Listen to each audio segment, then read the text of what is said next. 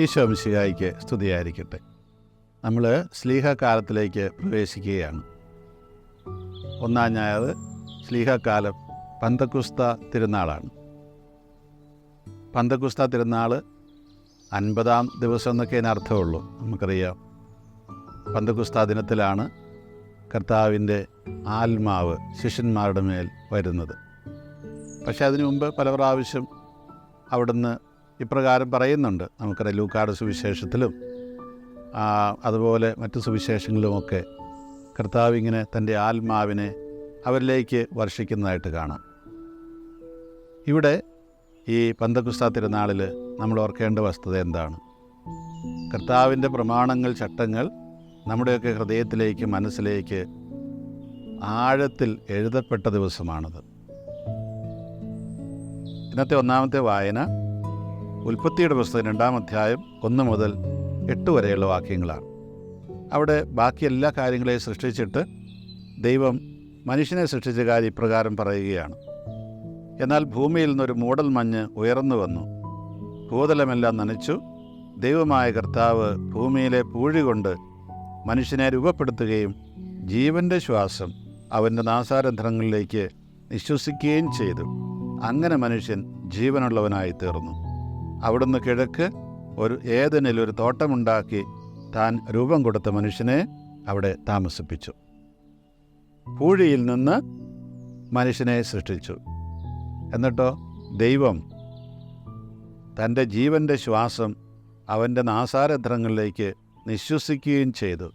അങ്ങനെ അവൻ ജീവനുള്ളവനായി തീർന്നു. ദൈവത്തിൻ്റെ ഛായയിലും സാദൃശ്യത്തിലുമാണ് നമ്മൾ സൃഷ്ടിക്കപ്പെട്ടിരിക്കുന്നത്. ദൈവത്തിൻ്റെ ജീവനിൽ പങ്കുപറ്റുന്നവരാണ് നമ്മൾ. അമർത്യമായ ഒരു ആത്മാവിൻ്റെ ഉടമയാണ് നമ്മൾ ഓരോരുത്തരും. ഈ പന്തക്കുസ്ത ദിനത്തിൽ നമ്മളോട് പറയുന്ന ഇത്രയേ ഉള്ളൂ: നമ്മൾ ഓരോരുത്തരും ചരിക്കുന്നത് ഈ ദൈവത്തിൻ്റെ ആത്മാവ് മൂലമാണ്. ദൈവാത്മാവിനെക്കുറിച്ച്, ഈശോയുടെ പരിശുദ്ധാത്മാവിനെക്കുറിച്ച് പല പ്രാവശ്യം അവിടുന്ന് ആവർത്തിക്കും. അവിടുന്ന് പറയും, ഞാൻ പോകുന്നത് നല്ലതാണ്, പോയി കഴിയുമ്പോഴൊരു സഹായകൻ നിങ്ങളുടെ അടുത്തേക്ക് വരും. ആ സഹായകൻ നിങ്ങളോടുകൂടി നിരന്തരം ഉണ്ടായിരിക്കും, എല്ലാ കാര്യങ്ങളും വീണ്ടും പഠിപ്പിച്ചു തരും. അങ്ങനെ സഹായകനെ തന്നിട്ടാണ് ഈശോ പോകുന്നത്. അതുകൊണ്ട് നമ്മൾ ഈ സഹായകൻ്റെ ആ ഒരു സന്തത സഹചാരിയാണ്, അല്ലെങ്കിൽ ഈ സഹായകൻ, ഈ ആത്മാവ് നമ്മളിൽ നിറഞ്ഞു നിൽക്കുന്നു എന്നുള്ള ആ ഒരു വിശ്വാസം ഉണ്ടായിരിക്കണം. അങ്ങനെ നമുക്ക് മുന്നോട്ട് പോകാൻ കഴിയുമ്പോഴാണ് നമ്മൾ ദൈവത്തിൻ്റെ പ്രമാണങ്ങളനുസരിച്ച് ജീവിക്കുന്നവരായിട്ട് മാറുന്നത്. രണ്ടാമത്തെ വായന നടപടി പുസ്തകം 2-ാം അധ്യായം 1 മുതൽ 21 വരെ വാക്യങ്ങളാണ്. അത് പന്തക്കുസ്ത ദിനത്തിൽ സംഭവിച്ച കാര്യങ്ങളെക്കുറിച്ച് വിവരിക്കുന്ന ഭാഗമാണ്. പന്തക്കുസ്ത ദിനം സമാഗതമായപ്പോൾ അവരെല്ലാവരും ഒരുമിച്ച് കൂടിയിരിക്കുകയായിരുന്നു. കൊടുങ്കാറ്റടിക്കുന്നത് പോലുള്ള ഒരു ശബ്ദം പെട്ടെന്ന് ആകാശത്തു നിന്നുണ്ടായി. അത് അവർ സമ്മേളിച്ചിരുന്ന വീട് മുഴുവൻ നിറഞ്ഞു. അഗ്നിജ്വാലകൾ പോലുള്ള നാവുകൾ തങ്ങൾ ഓരോരുത്തരുടെയും മേൽ വന്നു നിൽക്കുന്നതായി അവർ കണ്ടു. എന്തുകൊണ്ടാണ് ഈ അഗ്നിജ്വാലകൾ പോലുള്ള നാവുകൾ ഇവിടെ ഇവരുടെ മുകളിൽ വന്നു നിൽക്കുന്നതായിട്ട് പറയുന്നത്? അതേക്കുറിച്ച് യഹൂദ റബ്ബിമാർ വിവരിക്കുന്നത് ഇങ്ങനെയാണ്. അതിനൊരു പഴയ നിയമബന്ധമുണ്ട്. ദൈവത്തിൻ്റെ ആത്മാവ്, അല്ലെ ദൈവത്തിൻ്റെ നിയമം സീനായി മലയിൽ വെച്ച് കൽപ്പലകളിൽ എഴുതിയത് ദൈവം ചൂണ്ടുവിരൽ കൊണ്ടാണെന്നാണ് പറയുന്നത്. പക്ഷേ ആ ചൂണ്ടുവിരൽ ദൈവത്തിൻ്റെ ആത്മാവ് ഇപ്രകാരം തീയുടെ രൂപത്തിൽ വന്നാണത് എഴുതിയെന്നാണ്. നമുക്കറിയാം, കല്ലിൽ കൈകൊണ്ട് എഴുതിയാലൊന്നും എഴുത്തുണ്ടാവില്ല. അത് എൻഗ്രേവ് ചെയ്തു എന്നാണ് പറയുന്നത്. നമ്മൾ ലോഹങ്ങളിലും കല്ലിലുമൊക്കെ നമ്മൾ അങ്ങനെ എഴുതി വെക്കാറുണ്ട്. അതിനെ ഇങ്ങനെ അല്പം ഒന്ന് കട്ട് ചെയ്ത് കുഴിയാക്കി അതിനെ അക്ഷരത്തിൻ്റെ രൂപത്തിലാക്കുന്നതാണത് എൻഗ്രേവ് ചെയ്യുക. അപ്പോൾ ഇവിടെ പന്തക്കുസ്ത ദിനം ഈ സീനായി മലയിൽ നടന്ന കാര്യത്തെ ഓർമ്മിപ്പിക്കുകയാണ്. അവിടെ ആ കൽപ്പലകളിൽ ഇപ്രകാരം ദൈവം തൻ്റെ ആത്മാവിനെ കൊണ്ട്, ആത്മാവാകുന്ന ചൂണ്ടുവിരൽ കൊണ്ട് തീനാളങ്ങുന്ന രീതിയിൽ കല്ലിലേക്ക് ഇതിനെ എൻഗ്രേവ് ചെയ്തതുപോലെ തന്നെ ഈ പന്തക്കുസ്ത ദിനത്തിൽ പരിശുദ്ധാത്മാവ് വന്നിട്ട് എന്താ ചെയ്യുന്നത്? നമ്മുടെയൊക്കെ ഹൃദയത്തിലേക്ക്, ആ ശിഷ്യന്മാരുടെ ഹൃദയത്തിലേക്ക് ഇപ്രകാരം എൻഗ്രേവ് ചെയ്യുകയാണ്. അത് എസ്കേൽ പ്രവാചകൻ പറയും, നിങ്ങൾക്ക് ഞാനൊരു പുതിയ ഹൃദയം തരും, മാംസളമായ ഹൃദയം, നിങ്ങളുടെ കല്ലുകൊണ്ടുള്ള ശിലാഹൃദയം എടുത്തു മാറ്റും, പുതിയൊരു ആത്മാവിനെ ഞാൻ നിങ്ങളിലേക്ക് വർഷിക്കുമെന്നൊക്കെ പറയും. അത് ഇത് തന്നെയാണ് ഉദ്ദേശിക്കുന്നത്. ഇപ്രകാരം ദൈവം വീണ്ടും നമ്മുടെയൊക്കെ ഹൃദയത്തിലേക്ക് തൻ്റെ ആത്മാവിനെ വർഷിക്കുകയാണ്. അങ്ങനെ അവരെല്ലാവരും ആത്മാവ് കൊണ്ട് നിറഞ്ഞു. ആത്മാവ് കൊടുത്ത ഭാഷണ വരമനുസരിച്ച് അവർ വിവിധ ഭാഷകളിൽ സംസാരിക്കാൻ തുടങ്ങി. ആകാശത്തിന് കീഴിലുള്ള സകല ജനപദങ്ങളിൽ നിന്ന് വന്ന ഭക്തരായ യഹൂദർ ജെറൂസലമിലുണ്ടായിരുന്നു. ആരവമുണ്ടായപ്പോൾ ജനം ഒരുമിച്ച് കൂടുകയും തങ്ങൾ ഓരോരുത്തരുടെയും ഭാഷകളിൽ അപ്പൊസ്തലന്മാർ സംസാരിക്കുന്നത് കേട്ട് അത്ഭുതപ്പെടുകയും ചെയ്തു. അവർ വിസ്മയഭരിതരായി പറഞ്ഞു, ഈ സംസാരിക്കുന്നവരെല്ലാവരും ഗലീലിയരല്ലേ? നാം എല്ലാവരും താങ്കളുടെ മാതൃഭാഷയിൽ ശ്രവിക്കുന്നത് എങ്ങനെ? പാർത്തിയക്കാരും മേദിയക്കാരും എലാമിയക്കാരും മെസൊപ്പൊട്ടോമിയൻ നിവാസികളും യൂദായാലും കപ്പദോക്യയിലും പോന്തസിലും ഏഷ്യയിലും താമസിക്കുന്നവരും ഫ്രീജിയായാലും പംഫീലിയായാലും ഈജിപ്തിലും കിറേനയുടെ ലിബിയ പ്രദേശങ്ങളിൽ നിവസിക്കുന്നവരും റോമായിൽ നിന്നുള്ള സന്ദർശകരും യഹൂദരും യഹൂദമതം സ്വീകരിച്ചവരും ക്രേത്യരും അറേബ്യരുമായ നാമെല്ലാം ദൈവത്തിൻ്റെ അത്ഭുത പ്രവൃത്തികൾ അവർ വിവരിക്കുന്ന നമ്മുടെ മാതൃഭാഷകൾ കേൾക്കുന്നല്ലോ. ഇതിൻ്റെ എല്ലാം അർത്ഥമെന്ത്?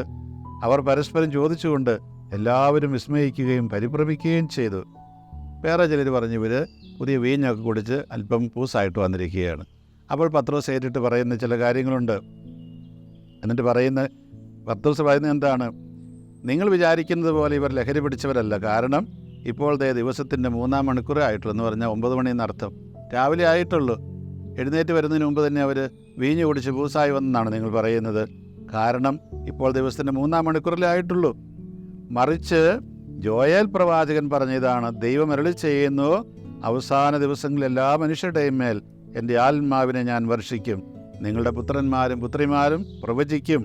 നിങ്ങളുടെ യുവാക്കൾക്ക് ദർശനമുണ്ടാകും. നിങ്ങളുടെ വൃദ്ധന്മാർ സ്വപ്നം കാണും. എൻ്റെ ദാസന്മാരുടെയും ദാസികളുടെയും മേൽ ഞാൻ എൻ്റെ ആത്മാവിനെ വർഷിക്കും. അവർ പ്രവചിക്കുകയും ചെയ്യും. ഈ ലൂക്കായുടെ സുവിശേഷം 24-ാം അധ്യായത്തിൽ നമ്മൾ മുമ്പൊരിക്കൽ പറഞ്ഞതാണ്, എമ്മാവുസിലേക്ക് പോകുന്ന ശിഷ്യന്മാരുടെ കൂടെ കൂടിയ കർത്താവ് എന്താ ചെയ്യുന്നത്? ഉയർത്തെഴുന്നേറ്റ കർത്താവ് മോശയുടെ ഗ്രന്ഥങ്ങളിലും പ്രവാചകന്മാരിലും സങ്കീർത്തനങ്ങളുമെല്ലാം തന്നെക്കുറിച്ച് എഴുതിയിരുന്നത് അവർക്ക് വ്യാഖ്യാനിച്ചു കൊടുത്തു. എന്നിട്ട് അവരോട് പിന്നെ ചോദിക്കുന്നൊരു ചോദ്യമുണ്ട്, ഭോഷന്മാരെ, എന്തുകൊണ്ടാണ് നിങ്ങൾക്ക് വചനത്തിൽ എഴുതിയിരിക്കുന്നത് മനസ്സിലാക്കാൻ കഴിയാതെ പോകുന്നതാണ്? ഇവിടെ ഈ നടപടി പുസ്തകത്തിൽ അതിൻ്റെ ഗ്രന്ഥകർത്താവ് എഴുതുന്ന എന്താണ്? ഇപ്രകാരം ജോയേൽ പ്രവാചകനിലൂടെ ദൈവം പ്രവാചകൻ പറഞ്ഞ കാര്യം പറയുകയാണ്, എല്ലാവരിലേക്കും ദൈവത്തിൻ്റെ ആത്മാവിനെ വർഷിക്കുമെന്നുള്ളത്. ഇതൊക്കെ നിങ്ങളെന്തേ മനസ്സിലാക്കാത്തത്? ആ സംഭവം ഇപ്പോഴാണ് നടക്കുന്നത്. പഴയ നിയമത്തിൻ്റെ പൂർത്തീകരണമാണ് പുതിയ നിയമത്തിൽ നടക്കുന്നത്. നമുക്ക് ആ കാഴ്ചപ്പാടിലൂടെ പഴയ നിയമത്തെ വായിക്കാനായിട്ട് സാധിക്കണം. കർത്താവ് തന്നെ പറഞ്ഞത് എന്താണ്? ഞാൻ വന്നിരിക്കുന്നത് നിയമത്തെയും പ്രവാചകന്മാരെ ഇല്ലായ്മിക്കാനല്ല, പ്രത്യേക അതിനെല്ലാം പൂർത്തീകരിക്കാനാണ്. ഈ വചനമെല്ലാം പൂർത്തീകരിക്കപ്പെടുന്നത് ഇപ്പോഴാണ്, ഈശോയിലാണ്. ഈശോയെ സ്വീകരിച്ച വ്യക്തികളിലാണ് അതെല്ലാം പൂർത്തീകരിക്കപ്പെടുന്നത്. ആ ഈശോയെ സ്വീകരിച്ച വ്യക്തികൾ ഈ ജോയേൽ പ്രവാചകനിലൂടെ പറഞ്ഞതുപോലെ തന്നെ നിങ്ങളുടെ പുത്രന്മാരും പുത്രിമാരും പ്രവചിക്കും. നിങ്ങളുടെ യുവാക്കൾക്ക് ദർശനങ്ങളുണ്ടാകും. ഇത് സംഭവിക്കണം. യഥാർത്ഥത്തിൽ നമുക്ക് നമ്മുടെ ക്രൈസ്തവ സമൂഹം ഇങ്ങനെയുള്ളൊരു സമൂഹമായിട്ട് മാറണം. ദൈവത്തിൻ്റെ ആത്മാവിനെ കൊണ്ട് നിറഞ്ഞ് ഇപ്രകാരം പ്രവചിക്കുന്നവരായി മാറണം. അതുപോലെ തന്നെ ധൈര്യപൂർവ്വം അവിടുത്തെ ആ വചനങ്ങൾ പ്രഘോഷിക്കുന്നവരായി മാറണം. സ്ലീഹാക്കാലത്ത് നമ്മളോട് പറയുന്ന കാര്യം ഇതാണ്, നമ്മൾ ഓരോരുത്തരും ഇപ്രകാരം സ്ലീഹ ആയി മാറണം. സ്ലീഹ എന്ന് പറഞ്ഞാൽ അയക്കപ്പെട്ട വ്യക്തി. അപ്പോസ്തലോസ് എന്നോ അല്ലെങ്കിൽ സ്ലീഹ എന്നൊക്കെ പറഞ്ഞ ഒരർത്ഥം തന്നെയാണ്. അപ്പോസ്തലോസ് എന്ന് പറയുന്നത് ഗ്രീക്ക് ഭാഷയിലും സ്ലീഹ എന്ന് പറയുന്നത് സുറിയാനി ഭാഷയിലുമുള്ള ആ വാക്ക് തന്നെയാണ്, ഒരേ അർത്ഥമാണുള്ളത്. ഏതെങ്കിലും ഒരു കാര്യം ചെയ്യാനായിട്ട് നിർവഹിക്കാനായിട്ട് അയക്കപ്പെട്ട വ്യക്തി എന്നാണ് അർത്ഥം. നമ്മൾ ഓരോരുത്തർ പ്രകാരം ആത്മാവിനെ കൊണ്ട് നിറഞ്ഞിട്ട് വേണം ഈ വചനപ്രഘോഷം നടത്താനായിട്ട്. അത് തീർച്ചയായിട്ടും സാധിക്കും. കർത്താവിനോടൊപ്പം നമ്മൾ ചരിക്കണമെന്ന് മാത്രം. യോഹന്നാൻ്റെ സുവിശേഷത്തിൽ നിന്നാണ് 3-ാമത്തെ വായന. 20-ാം അധ്യായം 19 മുതൽ 23 വരെയുള്ള വാക്യങ്ങളാണ്. അവിടെ ഈശോ തൻ്റെ ശിഷ്യന്മാർക്ക് ഉയർപ്പിന് ശേഷം പ്രത്യക്ഷപ്പെടുന്ന കാഴ്ചയാണ് നമ്മൾ കാണുന്നത്. ആഴ്ചയുടെ ആദ്യ ദിവസമായ അന്ന് വൈകിട്ട് ശിഷ്യന്മാർ യഹൂദരെ ഭയന്ന് കതകടച്ചിരിക്കെ ഈശോ വന്ന് അവരുടെ മധ്യേ നിന്നുകൊണ്ട് അവരോട് പറഞ്ഞു, നിങ്ങൾക്ക് സമാധാനം. ഇപ്രകാരം പറഞ്ഞുകൊണ്ട് അവൻ തൻ്റെ കൈകളും പാർശ്വം അവരെ കാണിച്ചു. കർത്താവിനെ കണ്ട് ശിഷ്യന്മാർ സന്തോഷിച്ചു. ഈശോ വീണ്ടും അവരോട് പറഞ്ഞു, നിങ്ങൾക്ക് സമാധാനം. പിതാവ് എന്നെ അയച്ചതുപോലെ ഞാനും നിങ്ങളെ അയക്കുന്നു. ഇത് പറഞ്ഞിട്ട് അവരുടെ എല്ലാം മേൽ നിശ്വസിച്ചുകൊണ്ട് അവരോട് അരുളി ചെയ്തു, നിങ്ങൾ പരിശുദ്ധാത്മാവിനെ സ്വീകരിക്കുവിൻ. നിങ്ങൾ ആരുടെ പാപങ്ങൾ ക്ഷമിക്കുന്നുവോ അവ അവരോട് ക്ഷമിക്കപ്പെട്ടിരിക്കും. നിങ്ങൾ ആരുടെ പാപങ്ങൾ ബന്ധിക്കുന്നുവോ അവ ബന്ധിക്കപ്പെട്ടിരിക്കുകയും ചെയ്യും. വീണ്ടും കർത്താവ് തൻ്റെ ശ്ലീഹന്മാരുടെ മേൽ ആത്മാവിനെ വർഷിക്കുന്ന രംഗമാണ്. ഇവരൊക്കെ തന്നെ പെന്തക്കോസ്താ ദിനത്തിൽ ആ പുറത്തുണ്ടായിരുന്ന പത്രോസിനോടും കൂട്ടരോടൊക്കെ ഒന്നിച്ചുണ്ടായിരുന്നവരാണ്. അപ്പോൾ ഇങ്ങനെ പല പ്രാവശ്യമായിട്ട് കർത്താവ് തൻ്റെ ആത്മാവിനെ ശിഷ്യന്മാർ കൊടുത്തിട്ടാണ് പോകുന്നത്. എന്നിട്ട് എന്തിനു വേണ്ടിയിട്ടാണ്? ഇത് നിങ്ങൾ പരിശുദ്ധാത്മാവിനെ സ്വീകരിക്കുവിൻ, നിങ്ങൾ ആരുടെ പാപങ്ങൾ ക്ഷമിക്കുന്നോ അവ അവരോട് ക്ഷമിക്കപ്പെട്ടിരിക്കുമെന്നാണ്. ഈ പാപം ക്ഷമിക്കുക എന്നൊക്കെ പറഞ്ഞ അർത്ഥം എന്താണ്? കേവലം നമ്മൾ കുമ്പസാരക്കൂട്ടിലിരുന്ന് ഒരാശീർവാദം കൊടുക്കുന്നതാണോ പാപമോചനം എന്ന് പറയുന്നത്? ഈ പാപമോചനത്തിൻ്റെ കാര്യം മനസ്സിലാവണമെന്നുണ്ടെങ്കിൽ യോഹന്നാൻ്റെ സുവിശേഷത്തിൽ കാല് കഴുകുന്ന രംഗത്തിലേക്ക് കടന്നു ചെല്ലണം. അവിടെ കാല് കഴുകുന്നതിനെക്കുറിച്ച് പത്രോസിൻ്റെ അടുത്ത് കാല് കഴുകാൻ ചെല്ലുമ്പോൾ പത്രോസ് പറയുന്നു, എൻ്റെ കാല് നീ കഴുകണ്ട എന്ന് പറയുമ്പോൾ ഈശോ പറഞ്ഞു, അങ്ങനെയെങ്കിൽ എന്നോടുകൂടി നിനക്ക് പങ്കില്ല